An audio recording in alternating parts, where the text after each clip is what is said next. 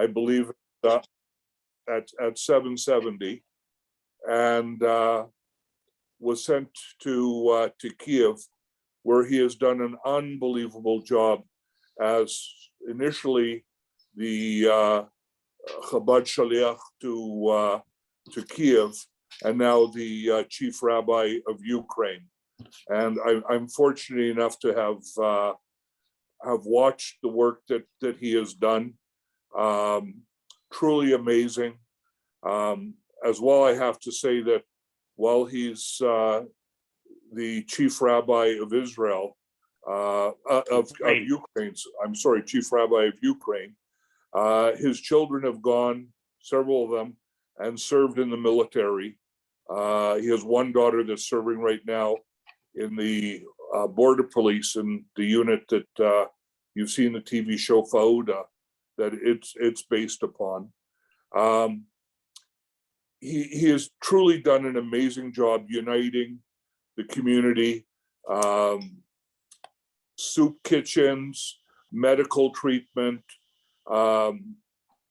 He has a school for Sofrim that are writing Sifrei Torah and Mezuzot and things like that. A summer camp, an orphanage. When the war in eastern Ukraine began in Donetsk and Lugansk, there were a lot of Jewish refugees from there, and he has built a Jewish town on the outskirts of Kiev, which he's called Anatevka. And I know as of today, he spent over $2 million moving Jews out of Ukraine to get them safe. And he's truly done an amazing job. He pushed the rabbis in Russia to have their influence to stop the war. He has stated that he will remain. He is not leaving Kiev, whereas many of the other rabbis and many of the other communities have fled with their congregants. He is remaining there to be the rabbi to his flock. If you look up the word mensch in the dictionary, you'll find his picture. Truly an amazing man. I'm lucky to call him a good friend. He gave me, and Rabbi Deutsch can tell you in another occasion, but he gave me the greatest bracha that I ever received in my life. Anyways, my late father, Zichrono Livracha, used to say, it's better to keep your mouth closed and have people think you're a fool than speak and remove all doubt. So I don't see Rav Asman on my screen. Yeah, here. He's on. So I pass it to you, Rabbi Deutsch, to ask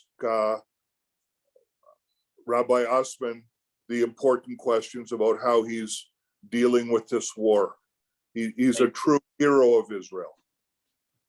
Thank you, Nathan, and thank you, Rabbi Asman. We're all here in Canada davening for you and for all the Jews in Ukraine, and we really appreciate you coming on. The reason why we asked you to come on, of course, is because you're so involved there, and you're dedicating your life, belev v'nefesh, with heart and soul, for the Jews there, not looking for any credit.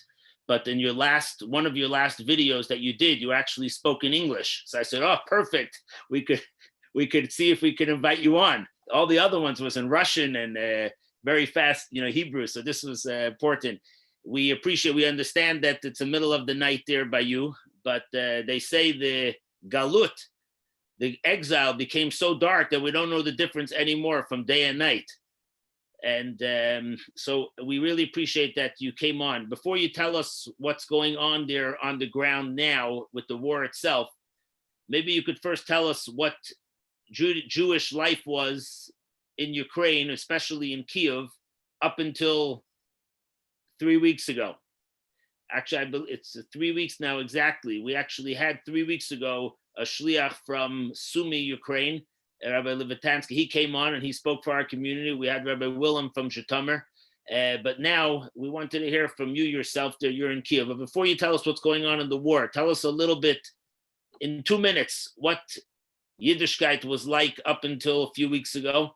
The feeling of the Jews, the Yiddishkeit. We really want to hear firsthand, if you could, please. We appreciate that. But I don't know if you drink there 3 o'clock in the morning, but we know the Russian way. So l'chaim to you. You should have hatzlacha, success, health, and Hashem should have mercy on everybody that needs the Rahmanas, and it should already, enough is enough with the tsaras. And we should already merit to the coming of Mashiach already now. L'chaim. Amen. Amen. Amen. Rabbi Asman, I need you to oh man, I don't know how to say it in Hebrew. Unmute yourself. Yeah, you're good. Perfect. Thank you. Yes. Shalom Aleichem, my dear friends. I think the Nathan Jacobson just explained what we did. So many things I didn't know that that I did so many things. I listen from him, and I don't remember just what we did before the war. I just remember on the war that what we did was just. We see another picture. Then I go in Kiev now, yesterday, and I see the town that's so changed. It's I don't believe. I think that I'm in the 1941, 42, and that during World War II, that we study how it was. It's a special border against tanks and many block posts, many so change, and I think it's a dream. But okay. Before the war, we have a very good community. In Kiev, only in Kiev was about 50,000 Jewish people. 50. Yeah, yes, and now they see that we didn't know exactly how it was, but I see so many buses with Jewish people. We just escaped. I think it's a real like mispar. It's a real account. And yes, and I'm in the central synagogue of Kiev, famous Brodsky synagogue.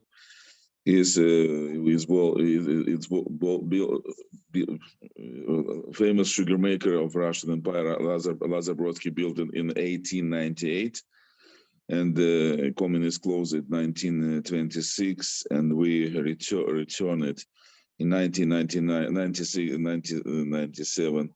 We returned it. It was after the communists closed it. It was workers' club, and after this theater, and after this Paper theater, and we pushed Paper theater, and the government returned the synagogue. And now it's situated in the middle of the city and near the main street, and. We're using as an only synagogue, a Jewish community center. We have here many things. We have 2 mikvahs. We have the few prayer halls, and then a big hall. We have yeshiva, lecture halls, medical, the circumcision place. We have a kosher store, kosher restaurant, and more and more and more. It's a big building, but and upstairs we have the community offices and my offices. Just 1 second. This here is this is the shul? Yes, it's big shul. Yes, now. You know what? Now in the shul, in this picture, you can see now. It's now. You see. No, it's from. I think it's from Purim. But in the same picture now, in the 2 hours ago, we bring about 200 or 300 people from Chernigov. Oh, that are now in the shul now. Yeah, it's the same picture now. I was for 1 hour ago downstairs. Now it's in Purim, but the same picture, but much more people. I don't know. I didn't check now. We gave them food. They come. You know, it's the last group come from Chernigov. Chernigov, north of Kiev. It's a town that the Russians just destroyed the old town, and today they make explosion of the last bridge, and that's it. It's a last group. We all every day we escape groups from Chernigov, not only from Chernigov, but Chernigov is very very dangerous. It's so stories people say in the. Okay, so one sec. So just one second. So we could ask. Okay, so you got back to shul and the main synagogue there, where you are, the Brodsky shul, and that's where you had all the. That was the main center that you were running out of. Yes, I have shul. It's Anatevka. It's a very amazing place. What Nathan said it's a second miracle place, and now, and then you also had another campus or something, a campus that's separate from the shul? Yes, in Anatevka, 7 years ago, then the war in East Ukraine began, and many not only Jewish refugees, but Jewish refugees many to come to Kiev. It's a long story, but I find the land. I bought the land near the Kiev, and there was 2 miracles there. I'd never been in that part of the city. It's about half an hour from synagogue, from here, from the center. But it was, first of all, Moton Chernobyl, the tzaddik buried there. Yeah. It's mamash there, and I didn't know that he buried there. It's the first miracle, and second miracle, that's the village across the street. It's called Gnativka in Ukrainian, Anatovka in Russian. It's a famous Anatevka. That's Fiddler on the Roof. That's the Anatovka. It's Shalom Aleichem. The Sofer Shalom Aleichem call it Anatovka, and in the English pronunciation, in the Broadway show, in the musical, the Fiddler on the Roof, it's called Anatevka. That's why I understood it. I called it our village is Anatevka. I was wondering why you called it that. Okay, good. Yes, and we build it. It's now not only the apartment buildings for the Jewish refugees. We built all the mosdot, the school, kindergarten. It was a regular school for the children, for girls, cheder, rehabilitation center, many other buildings. It's a very interesting place. And the Anatevka just now, they when the war began, the many Jewish from Kiev and the region, they ran away to the Anatevka, and we had there the hotel and about between 300 and 700 people was every day there, and few days was full, and after that we began. We understood how to escape people from there. So until the war, you used it for the school and the programs, and then so let's talk now about the war. So when the war started, Kiev seemed to be one of the main targets that Russia was trying to conquer, and it was apparently very scary, and the bombs falling and everything. So first, tell us what made you decide to stay there. Because most other places, they felt that it's impossible to stay, and it feels like you're on the front lines there. It's a real front lines. It's because one second. I was in Anatevka first 10 days, and Anatevka every day is there near the Anatevka. It's a few miles from the Canada kilometers. Few kilometers from Anatevka was a real battle in the Shidur Chai and alive. You mean right when the war started? Yes, and now too. I was 2 days ago. I was in Anatevka. There's bombs every minute, bombs and tanks, and you see it. It's at the battle. You real state, but it's miracle of Anatevka. It's miracle place, because till now, Baruch Hashem, nothing happened, but it was the first 10 days I was there with my children, my grandchildren, It was very dangerous because near the Anatevka was a real tank battles. That's the Russians group come from Belarus, it's from north. They come to Anatevka because Anatevka is in the west of the Kiev.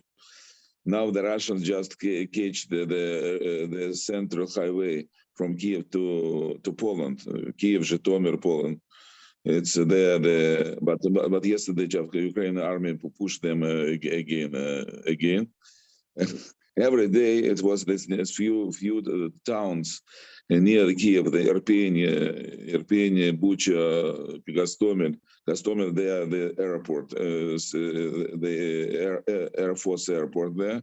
That's why the Russians was first of all wanted to catch Kiev, and every day it was Russian, Chechenian when they come. And we listen, but it's about 10 kilometers from us, 10, 15, and last day they come 5 kilometers from Anatevka, and we listen battles, artillery, rockets, tanks, guns, shotguns every day and night.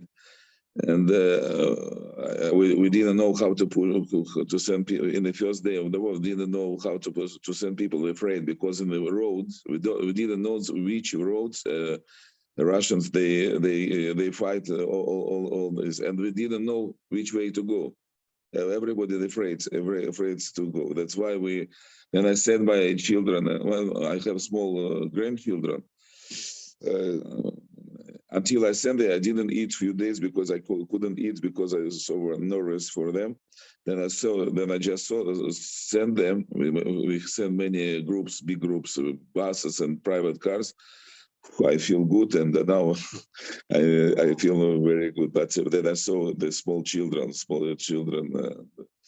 and the bombs and we don't have shelters there. In Kiev, we don't have shelters, not in Israel, as in Israel. And shelters, you don't have shelters, yeah, miklat, yeah. Yes, and and after that I sent my wife and my children, my grandchildren, and they now in Israel. I felt good. I know I saw another children. I know my children, my grandchildren. I saw another children. Baruch Hashem, they're there. Let me ask you, most of the Jews left Kiev already. They're outside of Ukraine already. Yes, most of all outside Ukraine was many of them in Ukraine, but in West Ukraine, because in Ukraine we have a law: the man from 18 years old till 60, he cannot allow to leave Ukraine now.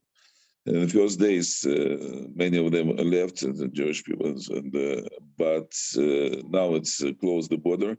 If somebody try to left in the fields, they can fight them or arrest.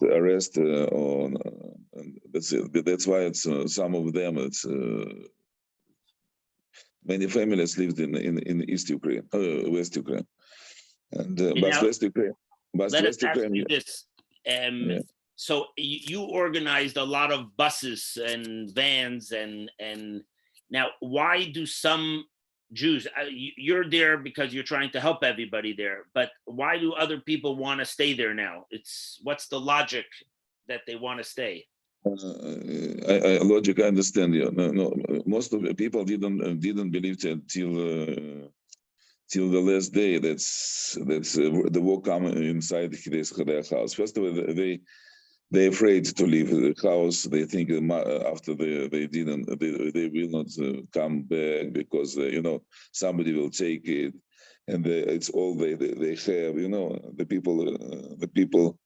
Right. Until now, some of them afraid to leave the house. And second, there were many Jewish grandfathers, skinim. The elderly, the grandparents.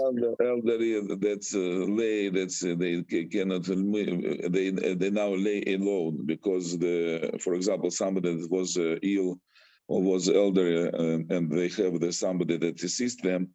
And these people just run away with their children, their families, and so many people live alone in their flats, and some of them doesn't want to leave, don't agree. Old people, and some of them we cannot escape because we need many ambulances, only ambulance. For example, to reach the bus now, it's no simple way. That's why, because first of all, the army confiscate most of buses because they need it, and to reach the bus is very expensive and very hard to reach it. That's why we are my friend Garek Lagvinsky, deputy. He works to reach the buses and military and police escort, because we need police escort usually, because it's dangerous to come 2 hours from Kiev is dangerous. Okay, so now if somebody wants to leave, or a family, or you still are able to find them a way how to get out. Yeah, from Kiev, yes, and from another cities, yeah, no all cities. From example, Mariupol is the worst situation. You know, Mariupol it's in the sea of it's in the east. Yeah, Mariupol had the Rabbi Ehrentrei was there, right? No, Rabbi Cohen, Mendel Cohen was there. It's on the Azov Sea. Yes, as Mariupol, I think there's just all Mariupol is destroyed. It's about 100,000 people still in Mariupol, but it's Stalingrad. It's just no Mariupol there. Okay, and, now in Kiev, there's still a road that you could go out or in. Yes, Kiev is okay. I said near Kiev. I have few towns near Kiev. They destroyed, and many people and many Jewish people. For example, Irpin, near the Anatevka, Irpin was about 100,000 people. And now, and the Russians was battle the tanks. They fight for the civilians. And many Jewish people call me. Their relatives call me that they sit under the ground, Rubble, under the building, without food, without medicine. Some of the wounded, and we couldn't opportunity to save them. At one time, I because first nobody wants to come there, and it's unbelievable because they are the fighters day and night. And at one time I said one driver with my car there, and he took the wounded and the titanium just fight for him, and he by the miracle he just escaped. And that's why it's near Kiev. By Kiev, it's very many people save Kiev, about 100,000 people. It's not only army, and it's civil people that make the civil security. The civilians. Let me ask you, please. You said earlier that many Jews came from other places now to your shul. Yeah. They're coming there now, and you have enough food there to feed these people and to give them where to sleep and stuff like that? First of all, I made a very clever thing. As Kodesh Baruch gave me the advice 1 week before the war. I bought a lot of food, all machsanim, all storages in Anatevka, in Kiev. And now we just have opportunity to buy food, and not all food, but some food we buy, some humanitarian aid we receive, some food I bring for the West Ukraine. But we have food, and we need a lot of food. You know, we not only give food to the people. For example, now come people. Now exactly they say that in our synagogue. Maybe if I come downstairs to the prayer hall, they sit there. We have big prayer hall, and some of them they just brought. We rent here the hotel. And now no hotels. They empty. But we rent hotel. Now it's the middle of cities. Usually it's expensive hotels, but now they rent hotel, and some of them. That's because the small hotel closed. and about 100 people, children and the women were brought. All we brought there, and the rest people they sleep in our prayer hall in the synagogue in the yeshiva. And we gave them to eat. They didn't eat few days. They didn't. They said that the first time in the warm building, because they don't have in Chernihiv. We don't have warm. We don't have Heat. Yeah. we don't have. They don't have nothing. Water, canalization, and eat. And they said that today, when they escape, the Russians fight with them. People come here with they're nearest. I spoke with them from every group I come. I spoke to them. I speak to them. I said welcome, and I try to make a psychological work, and I even sometimes I sing for them, because they have to take them from the. They don't understand where are they from where they come from the dangerous, and where they go. They didn't know. They don't know where they go. You know, the people left everything. It's real refugees, and they come from Kiev tomorrow. We send them to the buses in the noon to the buses, and we send them to the Kishinev, to the Moldova, abroad. So we can send them to Moldova. They'll get out of the country. Yes, and from Moldova we have there my children there in Moldova. They operate there. From there, who goes to Israel? The Israel consuls there. They have a few days. Now it's better, but it was 2 weeks. It took. It only 3 consuls were. And or Israel or Europe or people to West Ukraine before. No, the people that cannot leave Ukraine. They come to West Ukraine. West Ukraine, they don't have place. I was in West Ukraine in Chernovitz.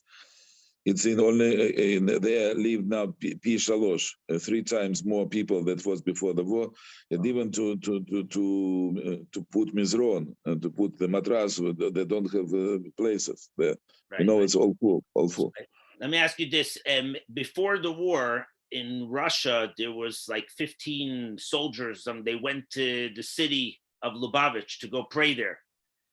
Do you find in Ukraine Jewish soldiers coming to pray in the shul, stop off, or no? No, it's I think it was no Jewish. It's not Jewish people. The people that came to Lubavitch were not Jewish. No Jewish. Yeah. Yes. What is the question? My question is, if Ukrainian soldiers, are they Jewish? Any of them? Are they coming to you, or? Yeah, some of them Jewish, yes, and not only soldiers. I understand a difference between Ukraine and Russia. Russia soldiers, they come here from all the Russia, from the usually not Russians, it's Kalmykia, the Chechenia, but they come here. It's aggressive war. It's no they don't need. They come here. Sometimes then the Ukrainian took them to the they took them, catch them, and they said we doesn't know where they send us, and but Ukrainian they fighting for their motherland, and nobody thinks before the war, no Putin, no Ukraine, no all world, and no me thinks that Ukraine will stay so strong. Ukrainians stay strong, and every people will be very so patriotic here. No, they think it's 2-3 days Russia will take it, because it's Russia. Everybody think that Russia is one of the biggest army in the world, and now that's about a month just Ukraine state. And Russia didn't know nothing, and Ukraine. I said the miracles. I think that God stand for Ukraine, because they hundreds of tanks just explore and more than 100 aircraft just push. They killed and about 15,000 Russian troops. And but they send more and more soldiers for the real death, and they doesn't need them.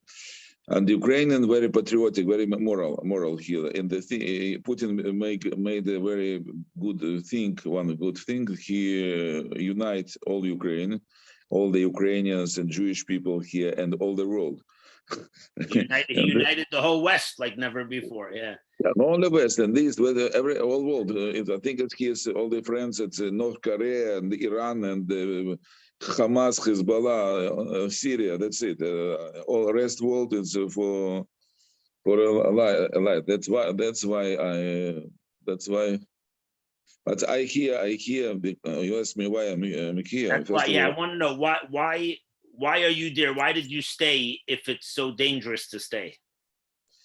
First of all, I think the Shaliach or Rabbi, they have his no, understand. In English, they say that their flock. You mean their students, their congregation? Yeah. No, I said Ma'amad. That he has. Oh, his position. Your standing, your position. Yes, you have to use it not only the good time that you respect everybody's. You have to in a hard time. It's you have to be with your community and to be in the not only community.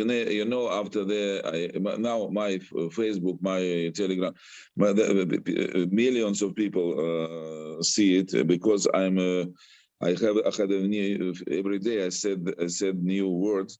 And with the optimistic things and people so need it, and now the people ask, not only Jewish people, the Ukrainian people ask, oh, Rabbi of the Kiev, or there he live, or no, there, and it's for them it's so important that I'm here because it's as a President Zelensky that he is in Kiev, and everybody think, oh, it's okay, we'll be good. And now they said, oh, Jewish people here, oh, Rabbi here, and. That was going to be my next question. Are you in touch with the president, with Zelensky? Does he meet any of the Jewish leaders, or no? Till now, I didn't touch him. It was impossible, but I want to touch him to put hit. I want to put feeling for them to. That's what I was thinking. Yeah. If I have opportunity, I do it. I try to do it. But it's every knowledge Zelensky, every big person. They are secret, very secret place. Even their telephones and doesn't work. But everybody know what I do, and people come here to lease the hot to be.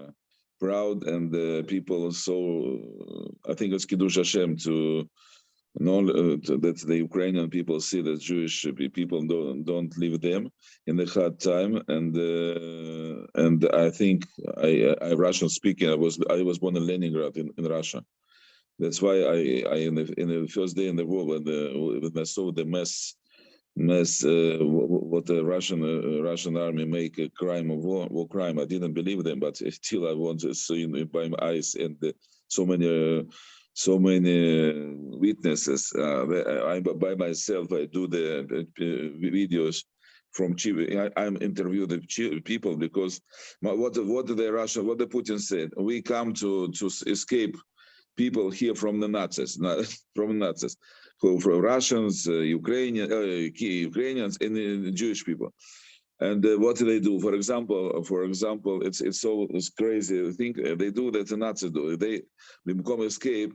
They come, for example, Kharkov is Russian-speaking city, yes, and the Russian speaker, many Russians there, many Russian speaking. They destroy the city. Why? I don't know why. We think that because the Kharkov didn't escape and didn't come to with the bread and salt to meet them. That's why I think it's only want to push them to kill them and to because angry. And I say by Russian, I say to the Russians, I send a few films I said that I was born in Russia, and my father was in Russia blockaded in 1942, escaped, and my relative was in the Soviet army during the war, and I didn't believe in my eyes that every time that I see the Russian tanks, I think it's the German tanks, Tiger, Pantera, that they study in the books. And I see the Russian tanks, and they fight civilians. I think I'm in dream. That's it. But I have I think my obligation to bring the truth to the world, because here every day they kill people. No, and Jewish people too. Because they fight they don't think where they fight.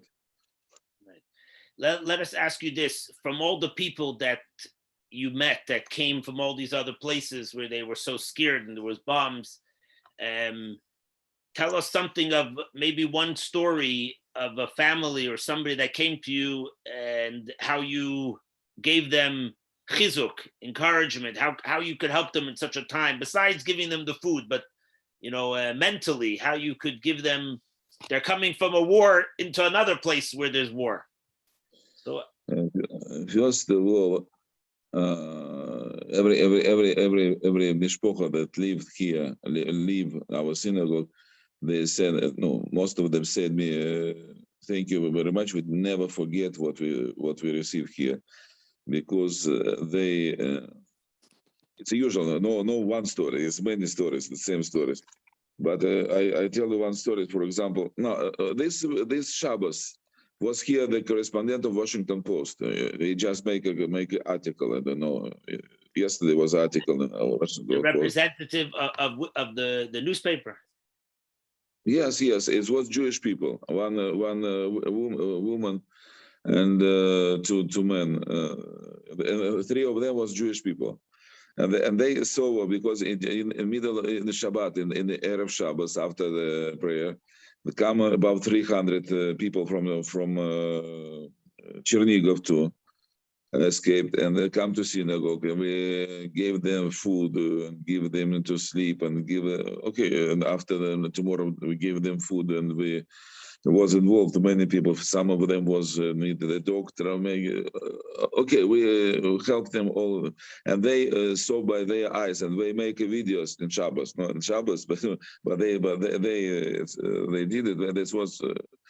First of all, I say the truth, because now in the war we use the telephones at Shabbos too. No, we don't make videos in Shabbos stuff, but we need telephone because people call every time, and it's a Rabbonim, and the Potskim tell us. It's dangerous time, yeah. Yes. We have to be open telephones, but they make pictures and. After Shabbos, in the middle of the Shabbos, after the meal, they come to me, and then she said, "So the Jewish was very far from Judaism." I said, "Rabbi, first time in my life, I begin to feel Yiddishkeit. I feel Yiddishkeit, and you changed my life." And the men say too, me too. And so, when I would say it's the first time to begin that I saw here what we do, and she cried, and I understand that that's it. This is people has to come from America to close to Yiddishkeit here. That they say what we do. It's for me. It was very. It's emotional for you. Emotional. Very emotional. No, I have emotional for the stories of the people. For example, one story. It's a real story. One woman. It was in Anatevka a few weeks ago. One woman, when he 92 years old. She was in our scene. A few days she lived in Anatevka. And I by myself, I make an interview with her, the story because she was when she was a child. Somebody pushed her to the last train that's come out from Kiev. because before the Nazim car. And after this, if she didn't come to this train, she was in Babi Yar. You know, Babi Yar, she was killed. Yeah. But she escaped in the last train, and now the second time she escaped. In that time, it was from Germans, Nazis, and this time from Russians. She ran away, and she ran away, and we pushed her. No, we escaped her from Kiev, from Anatevka after this to the border, and now to a few days ago, she came to Munich, Germany, München, Munich, and there the rabbi, I saw there in Twitter, they put it, that she passed away. She came to Munich and passed away. And, you know, and the first time she escaped, and she, you know, it's, I interviewed her, her name is Rachel. And she survived both escapes. Yes, you can see in my Facebook, if you come to Chief Rabbi of Ukraine Facebook, I have this video, I have videos, but it's in Russian, but you can see it. It was about 2 weeks ago. And I have another stories, you know, so many stories, people that I don't know how my heart can keep it, because I do myself as a, you know, chirurg, as a doctor that have to make operation to somebody. He cannot be a feeling. My feeling, I turn off because You have no choice. You move your feeling away now because you're focused to the cause. I have another question for you on Purim. Only last Thursday, and it was still the middle of the war, and I saw a video from the shul by you that such a big crowd came to hear Megillah and be there. So how did the Jews do that? Is it not scary or dangerous to walk in the streets there? They're still going to shul? I don't know. It was in the evening or in day? I only saw, I think by day. Because in the evening we don't have many people, because it was the commandant. It was 2 days that they didn't allow to come to streets. Yeah. And but we have a few 1 million or 2 million. But we come these people from Chernigov come, and we have a many people. I read Megillah. Read Megillah for them.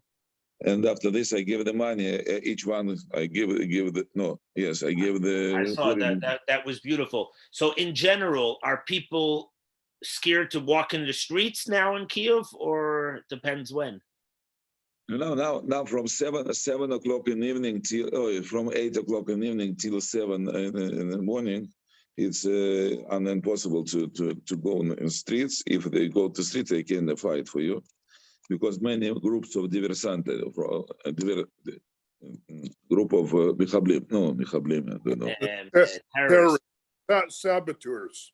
Yesterday during night they caged 159 people. That was from Russian. You know, they was come before the war here and lived in Kiev and waited their hour, and yesterday they caught them. Yes, that's why it's dangerous. I hear by my ears. I hear every day from. A gun shooting, because sometimes is these groups, sometimes in every minute you have the blog post, and I think but you know, but people regular today people walk in the street. No many people, but you know, I come to X-Ross Street Bank walking. Was open. Was open. Yes, I need to push money to the. I help the people by card, credit card. Many people we help transfer money every day, and I have to put. I had the cash. I had to put and the bank open account to bank, and And I say to people that work in bunkers, it will be the azaka, will be siren. Please, you can come to us we have mikvah downstairs, down the grand. There is as a shelter in our mikvahs. That's what you use for a shelter, where the mikveh is on the basement. No, we don't. I don't use shelter because I regular to in Israel. I was under the but here at night I see sirens every night. And sometimes you listen the bombing, and rockets was here. And it's no good. It's no easy, but it's when you don't think about it, don't afraid. So now people are able to have some businesses still, or no? It's probably very difficult. Very difficult. No, they don't have businesses.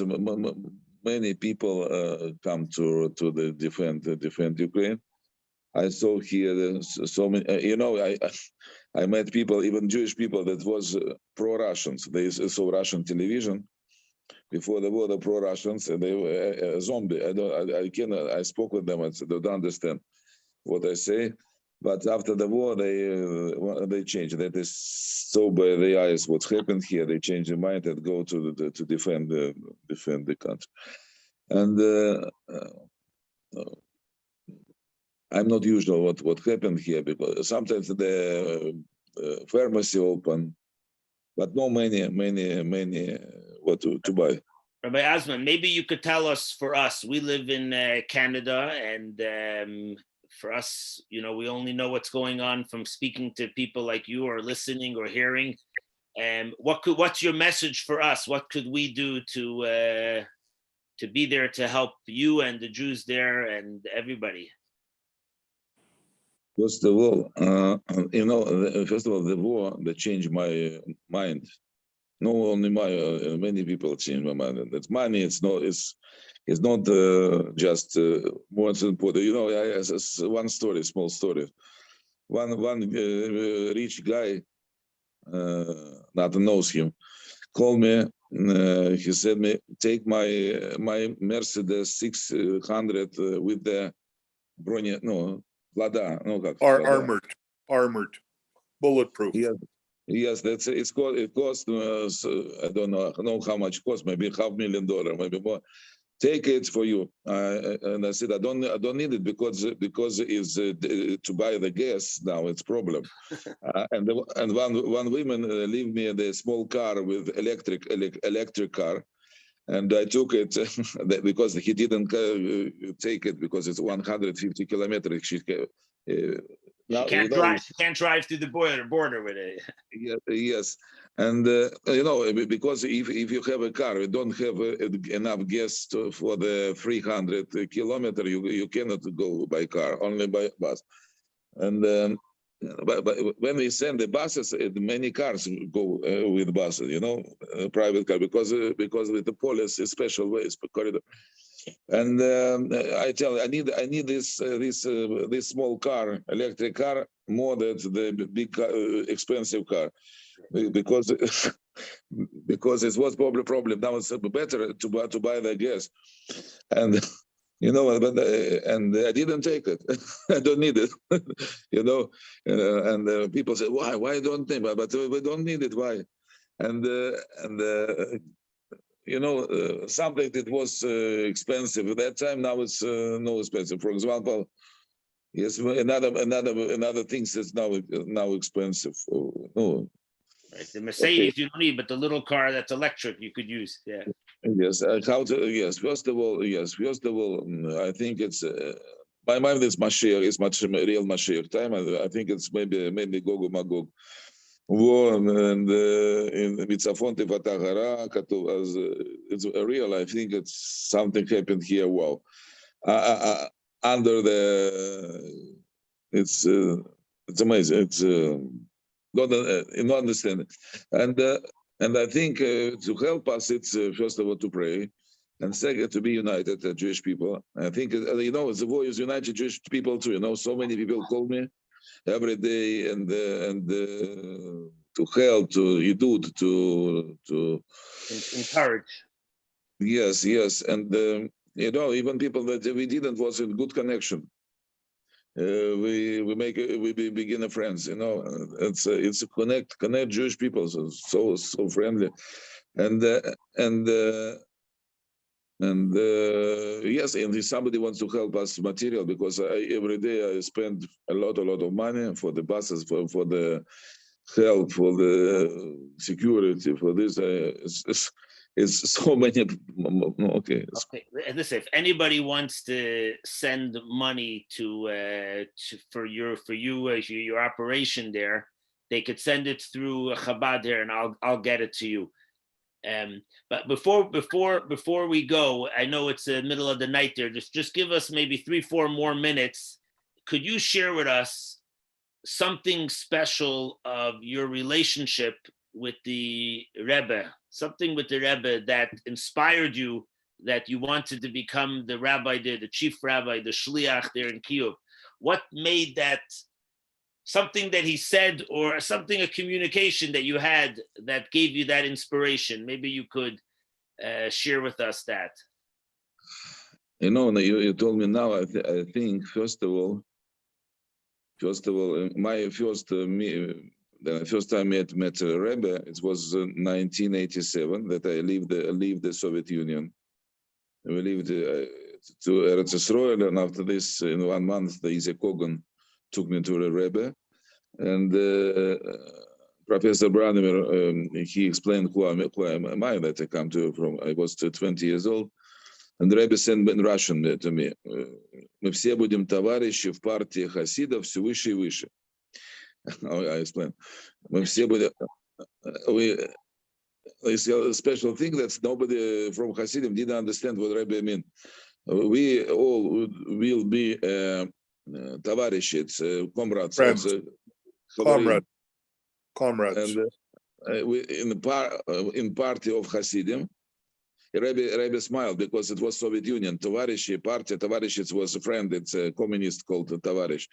Party is communist party. No, it was a Rebbe smile and said, "We will товарищи in party of Hasidim, Mikhail Ilchail." So выше. From strength to strength. High and again. And nobody didn't understand it. That was what Rebbe means. And I think it's last time I began to understand what Rebbe means. And first of all, that I was involved in the many Jewish. I was well involved in the Jewish tzaddikim and Uman, in Ashpola, in Fastov, in Avraham Alab. And now in the war, I think it will make us friendly in many cities, many groups. Not only Chassidim. People of Litvash people call me from help me from America and another groups of all groups of Jewish people united. And you in Toronto now? Yeah. I walked it in Toronto in 1988. I was bar mitzvah then. And Rabbi Zaltzman, Yosef Zaltzman, he took me. I was about 1 year there. Less than we were here in Toronto, yes. And they come to Toronto. Oh, yes. And then they come to Toronto. He come to Israel. He tried to find his assistant. I was his first assistant.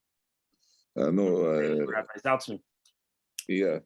And after this I come to Israel. I wanted to return to Israel that time, but then I go through the Rebbe to come to Toronto. I asked from Rebbe. I said by Russian, even I have video, etc. Rebbe, give me the brocha to shlichos in Toronto, and Rebbe give me the another door. I said, "Передайте Zaltzmanu," in Russian. He said. What does that mean? I didn't. Regards to Zaltzman. Regards to Zaltzman. Yes, yes, and no regard to take it to Zaltzman, to receive it and to give it to him. And yes, I didn't talk to Rebbe that I go to Zaltzman. I said only shlichus in Toronto, and that's why maybe I have connections. The shlichus maybe not. It's not finished. I don't know, but I lived in Toronto after the 8 months. I think I didn't want to go. I wanted to come to Eretz Israel back, and but Kesher connection is this. Why only in Toronto I have the meeting now? Only for you, Zoom special, because I have friend Nathan Jacobson there, and because I have the deepest woman in Toronto that I remember how it was in that time. I remember Toronto. We're all connection. I'll leave you and all of us with this this thought. You wouldn't know this, but the Deitches came from Kharkov. My grandfather was in the Red Army, a soldier, and his brother was killed in the front lines. But he survived because he was engaged to my grandmother, and my grandmother went to Chablinks or somewhere there, and she convinced the guards that they should let him out early from his duties, and they let him out, and they got married, and then they went to Lvov in 1947 to get out through the border, and that's when my father was born in Lvov, and his Pidyon Haben was in Poland. Yeah.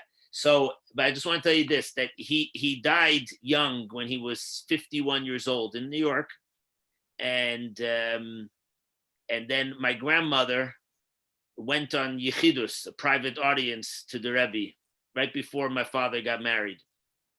And she told the Rebbe that since you gave a bracha to my son to become a chatan, to get engaged, so I want to pay you for the shatchen, because you gave the bracha, so you're like the matchmaker.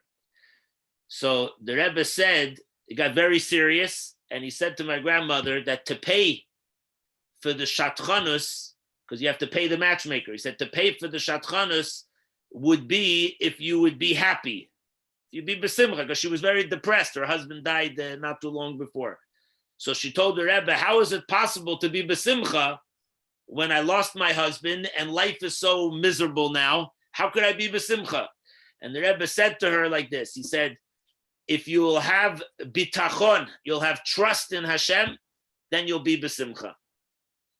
And that became the motto. So as difficult as it is for all of us, and for you even many times more difficult, I want to say a l'chaim to you on behalf of the community that you should continue with your bitachon, with your simcha, your smile, your singing songs to these people in the middle of a real galut there. And you continue all the stuff you're doing, and Hashem continue to bless you, to be safe, and everybody. And it should be enough. Enough is enough with this, the craziness there. L'chaim to you. Thank you very much. Thank you so much. Thank you very much, Rabbi Asman, for coming. And chazak v'amatz. And really, Bemet, keep on growing. Thank you. Thank you very much. We really, really appreciate it. Thank you. Reb And, Moshe is with them next week. We'll be together. We'll do it again there, or we'll meet you in New York. Hey. Okay. Chazak v'amatz. Get some rest. Thank you so much. Thank you. Thank you. Take care, everybody.